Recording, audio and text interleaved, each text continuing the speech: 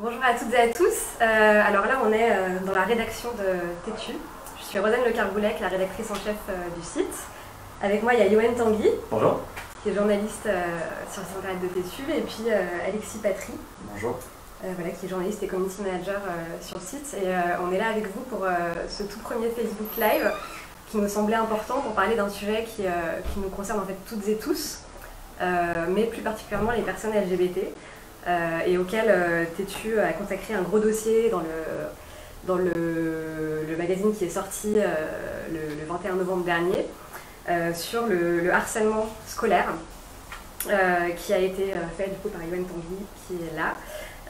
Et donc je dis il nous concerne plus particulièrement nous les personnes LGBT parce que Yoann, je crois que tu dis donc que dans une récente étude la moitié des jeunes LGBT ont été victimes de harcèlement à l'école. Ouais, de nombreuses études montrent que, voilà, tu l'as dit, la moitié des jeunes LGBT ont déjà été victimes de brimades, d'insultes, plus que de violences, beaucoup, vraiment c'est très psychologique, beaucoup d'insultes lors de leur scolarité, donc certains de manière très récurrente, donc c'est ce qui fait le harcèlement, d'autres de manière plus ponctuelle, enfin, c'est ce qu'on voit à travers les témoignages que j'ai recueillis pour le magazine. Et du coup, moi je vais commencer à poser des questions à Yoann, mais si vous voulez interagir et nous poser des questions, n'hésitez pas, on est là pour répondre à tout.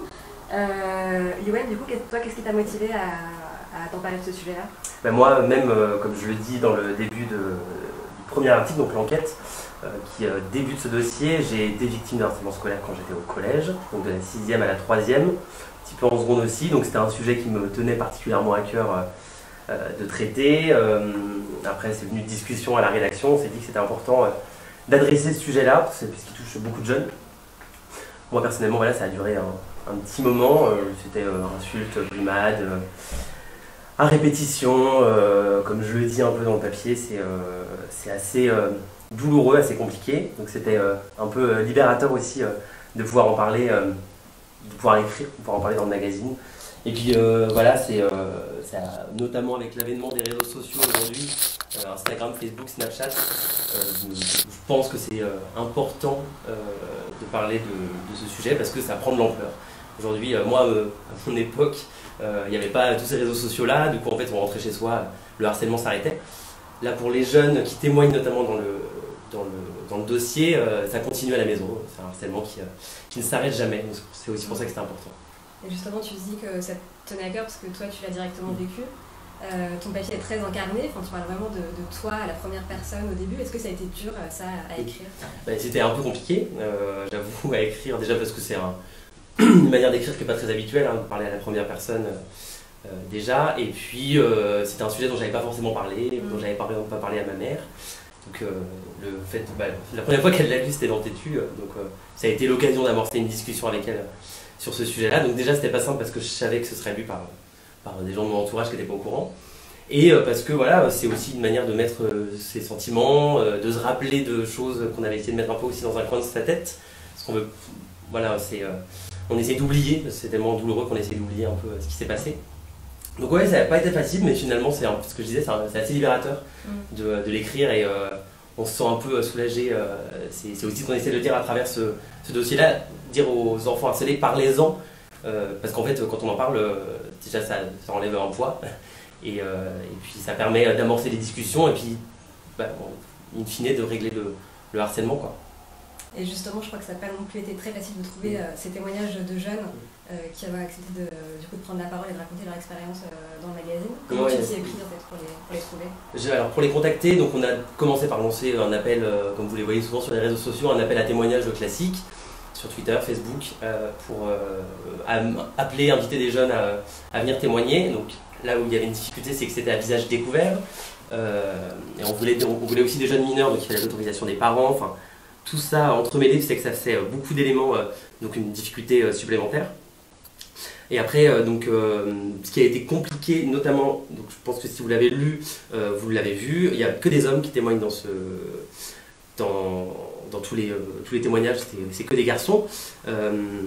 C'est parce que c'est difficile d'avoir des femmes et des personnes trans, notamment parce que quand moi je leur parlais, quand je les contactais via les réseaux sociaux, elle me disait ces personnes, que c'était très difficile de parler de ça.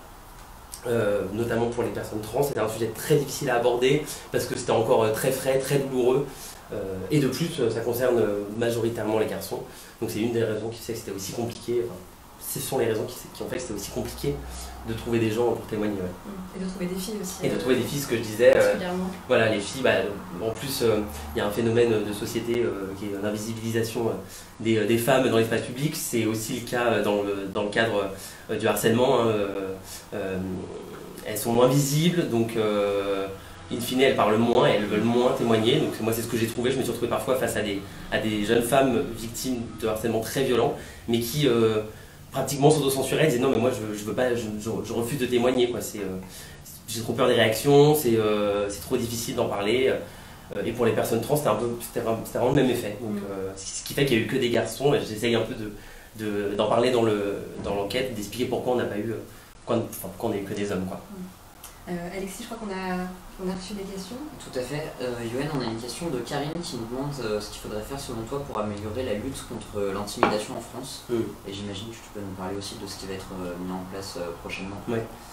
Oui, parce qu'on a rencontré du coup dans le cadre de ce dossier Jean-Michel Blanquer, donc le ministre de l'Éducation nationale et de la jeunesse, qui nous a annoncé quelques, je pense qu'on peut dire mesurettes, pour lutter contre le harcèlement scolaire à l'école. Donc le lancement d'une grande campagne de communication, normalement janvier-février 2019, dans les écoles et sur les réseaux sociaux, à travers des youtubeurs, etc. Il y a aussi, donc je ne me rappelle plus exactement le nom, je crois que c'est un système, alors ça existe déjà dans des lycées de Créteil et d'Épinay, en Loire-Atlantique. C'est un système un peu d'élèves sentinelles, qui existe déjà en France aujourd'hui, mis en place par l'Éducation nationale. En fait, c'est des élèves qui sont un peu ambassadeurs de lutte contre le harcèlement scolaire dans les établissements. Donc là, aujourd'hui, il y en a plus de 5500 en France. Et le ministère de l'Éducation nationale veut développer ça, c'est-à-dire plus inclure les élèves eux-mêmes dans la lutte contre le harcèlement, pas seulement passer par des campagnes de communication, etc., mais vraiment faire que les élèves eux-mêmes, dans les établissements scolaires, soient inclus dans les process de lutte contre le harcèlement. Ça passe aussi par ça. Est-ce que tu estimes que les réponses du ministre de l'Éducation étaient à la hauteur des enjeux et de la situation de ces personnes LGBT qui sont harcelées? On a fait l'interview avec Cyril Graziani, donc journaliste politique, et on s'est retrouvé face à un ministre de l'Éducation nationale souvent hésitant sur ces questions-là, qui on l'a senti en tout cas assez hésitant, pas assez préparé sur le sujet, peut-être pas assez... parfois des réactions un peu robotiques et pas forcément le bon mot, mais en tout cas un petit peu, on lui a mis en face on lui a lu des témoignages d'élèves harcelés, et ses réactions étaient un petit peu de nous dire oui c'est terrible, mais bon voilà, on fait des choses. On a trouvé un ministre qui aurait pu avoir un peu plus d'empathie sur ces questions-là, et notamment sur un des gros outils, à mon avis, avis partagé par tous ceux qui ont travaillé sur ce dossier, un des gros outils de la lutte contre le harcèlement, c'est les cours d'éducation affective et à la sexualité qui sont donnés au collège et au lycée. Et sur ces questions-là, vraiment, il y avait un gros manque d'informations de la part du ministre qui connaissait très mal le dossier.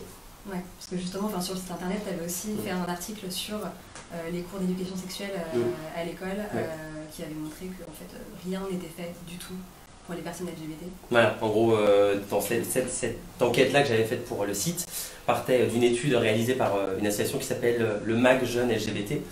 Et l'association montrait qu'en fait, la grande majorité, je crois que c'était plus de 90% des élèves LGBT disaient s'être sentis totalement délaissés pour tout ce qui est les cours d'éducation à la sexualité. C'est-à-dire qu'on ne parle pas d'eux, on ne parle pas LGBT dans ces cours d'éducation-là. Donc même le ministre le reconnaît lui-même dans l'interview, les cours d'éducation à la sexualité sont hétéronormés.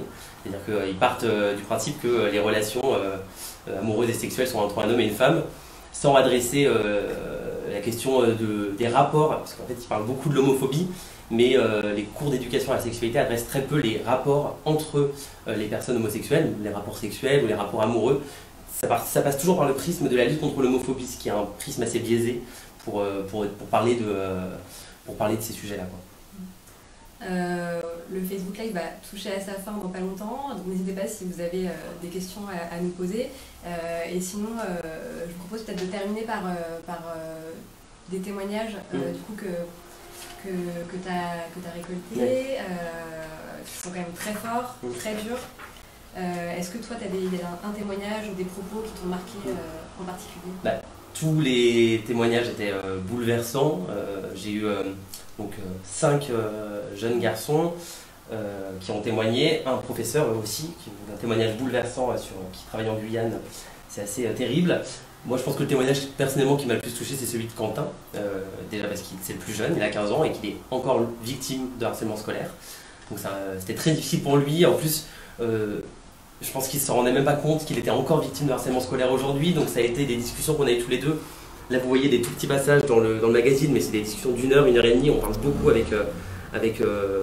entre eux et moi. Par exemple, moi, quelque chose qui m'a bouleversé, c'est que Quentin me dit à chaque insulte, je perdais un peu plus foi en l'humanité, j'étais au plus mal, je ne marchais plus correctement, je ne fonctionnais plus, j'étais dépité par ma vie. Je me demandais très souvent pourquoi c'est comme ça. J'ai eu envie de gommer qui j'étais, de me faire une mise à jour et d'effacer cette partie de moi pour qu'elle ne se voit plus.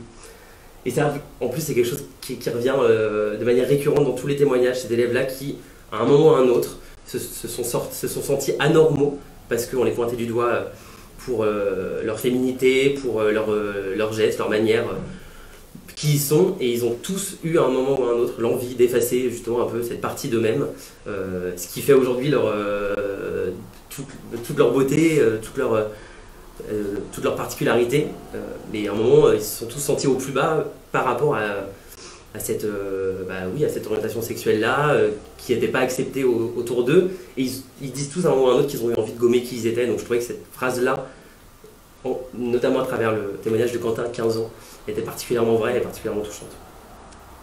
Merci beaucoup Yoann. Merci. Merci à celles et ceux qui nous ont suivis. Merci Alexis. Merci. Et on vous donne rendez-vous la semaine prochaine à la même heure pour un autre Facebook Live sur un autre sujet où on espère vous voir nombreux et nombreuses. Salut! Merci d'avoir regardé cette vidéo têtue, retrouvez-en d'autres ici et là, et n'oubliez pas de vous abonner.